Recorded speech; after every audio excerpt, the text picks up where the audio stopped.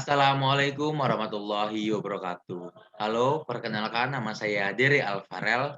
Pada kesempatan kali ini, saya akan mempresentasikan ataupun membuat video presentasi tentang analisis data.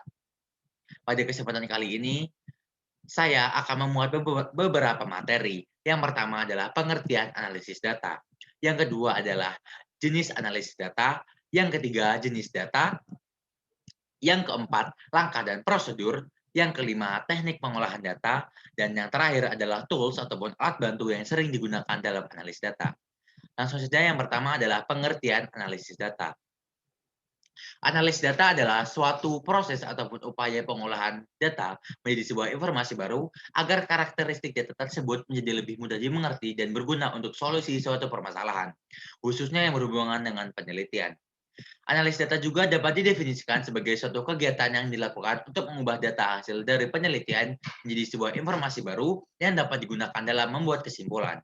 Jadi secara umum tujuan analisis data adalah untuk menjelaskan suatu data agar lebih mudah dipahami, selanjutnya dibuat menjadi sebuah kesimpulan. Suatu dari kesimpulan dari analisis data didapat dari sampel yang umumnya dibuat berdasarkan pengujian hipotesis ataupun dugaan. Ada pun beberapa para ahli yang menjelaskan tentang analis data. Yang pertama adalah Taylor.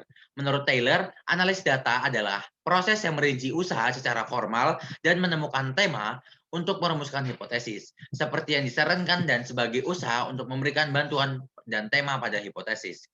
Yang kedua adalah Lexi J. Mulung. Lexi J. Mulung adalah menurut Lexi J. Mulung, pengertian analis data adalah proses mengatur urutan data, mengorganisasikannya ke dalam suatu pola, kategori, dan suatu uraian dasar. Yang selanjutnya, jenis analis data. Yang pertama adalah analisis data secara deskriptif. Secara deskriptif, analis data yang digunakan dalam menganalisis data dengan membuat gambaran-gambaran data yang terkumpul tanpa membuat generalisasi dari data penelitian tersebut. Yang kedua, regresi. Regresi adalah suatu metode analisis data yang biasa digunakan untuk melihat pengaruh antara dua variabel ataupun banyak variabel. Yang ketiga adalah naratif.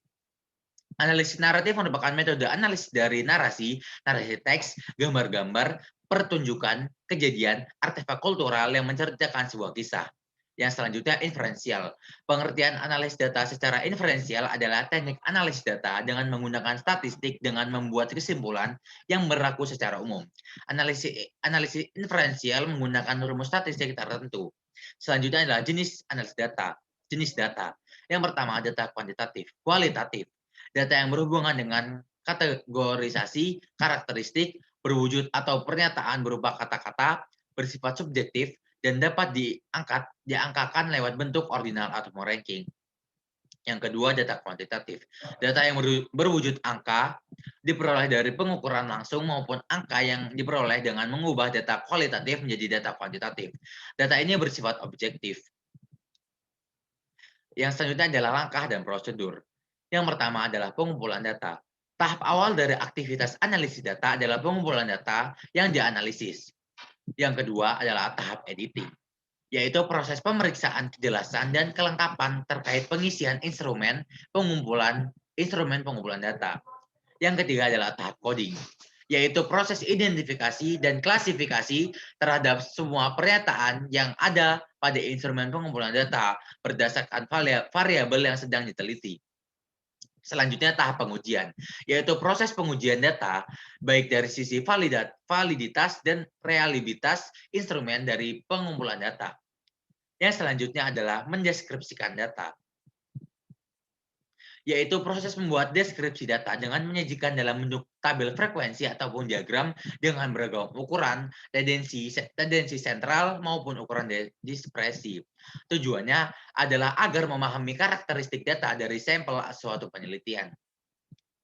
Selanjutnya, tahap hipotesis, yaitu pengujian hipotesis adalah terhadap proposi apakah bisa diterima atau ditolak, apakah bisa memiliki makna atau tidak. Berdasarkan tahap inilah yang nantinya akan dibuat kesimpulan atau keputusan akhir. Selanjutnya adalah teknik pengolahan data. Yang pertama, penyusunan data. Data yang sudah ada perlu dikumpulkan agar semudah untuk mengecek semua data yang dibutuhkan sudah terekap semua. Kegiatan ini dimaksudkan untuk menguji hipotesis penelitian. Penyusunan data harus dipilih data yang ada berhubungan dengan penelitian dan benar-benar autentik. Adapun data yang diambil melalui wawancara harus dipisahkan antara pendapat responden dan pendapat interviewer. Selanjutnya, klasifikasi data. Klasifikasi data merupakan usaha menggolongkan, mengelompokkan, dan memilah data berdasarkan pada klasifikasi tertentu yang telah dibuat dan ditentukan oleh peneliti. Keuntungan ini adalah memudahkan pengujian hipotesis. Selanjutnya, pengolahan data. Pengolahan data dilakukan untuk menguji hipotesis yang telah dirumuskan. Hipotesis yang akan diuji harus berkaitan dan berhubungan dengan permasalahan yang akan diajukan. Semua jenis penelitian tidak harus berhipotesis, akan tetapi semua jenis penelitian wajib merumuskan permasalahannya. Sedangkan penelitian yang menggunakan hipotesis adalah metode eksperimen. Jenis data akan menentukan apakah peneliti akan menggunakan teknik kualitatif ataupun kuantitatif.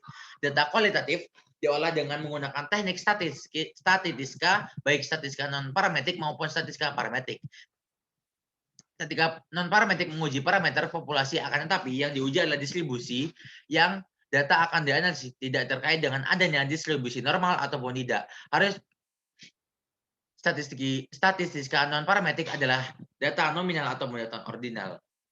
Selanjutnya, interpretasi. Pengolahan data tahap ini menerangkan setelah peneliti menyelesaikan analisis datanya dengan cermat, kemudian langkah selanjutnya adalah peneliti menginterpretasikannya hasil analisis data. Akhirnya peneliti menarik suatu kesimpulan dari penelitiannya dan membuat rekomendasi menginterpretasikannya. Dari hasil analisis yang perlu diperhatikan adalah tidak melenceng dari analisis, memiliki batas kerangka penelitian, dan penelitian mengemukakan kesulitan dan hambatan sewaktu dalam penelitian. Selanjutnya adalah tools ataupun alat bantu yang digunakan dalam analisis data. Yang pertama adalah Google Colabs. Google Colab adalah salah satu lingkungan pengembangan aplikasi terintegrasi yang disediakan oleh Google secara online. Karena sifatnya yang online, maka pengguna tidak perlu menggunakan instalasi yang dapat langsung menggunakan Google Colab untuk menulis program dan melakukan pengolahan data dari internet. Selain itu, Google Colab juga memiliki banyak fungsi serta library yang digunakan untuk membantu pengolahan data, termasuk menggunakan scraping ataupun penyalinan. Yang kedua adalah Python.